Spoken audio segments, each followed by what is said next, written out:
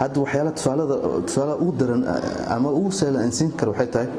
bukaankan kaadida ku xiran ee noo jiifo maanta ee caawar in hawshiis galno ilaahay ka soo ka hadaanan joogleen halkan waan weydiin halkee la geyn lahaa xamra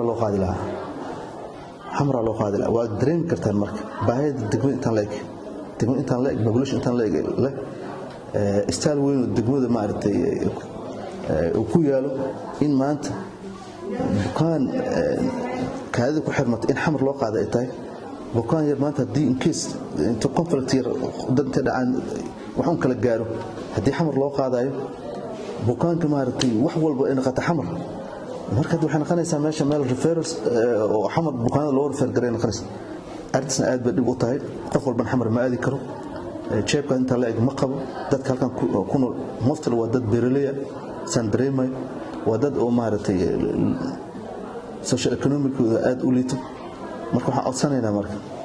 dadka walaalaha repair dheer in marka hore ay isku tashi sameeyaan isbitaalka weyn maartay iyo si maartay loo shaqaysiin lahaa falkeedii laga fikiro meeshan kulay wasaaradda caafimaadka dalka ka jirto mid state baa jirto in ayagana u soo jeestaan dadkan maartay baaba ay masaakiinta arintaas waxaan aad maartay mar labaad aan ka codsanayo waxay war dadka halkan ka soo jeedo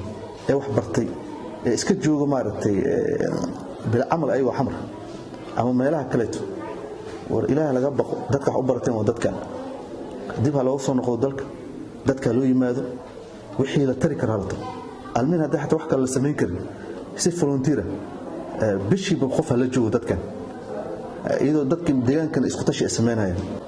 mar labaad iyo mar saddexaad waxaan u mahadcelinayaa Fatxi Gargaar ee barnaamijkan maartay xoog iska saartay anagana inta karaankeena maartay waxaan la qaban karno waa la qabanaynaa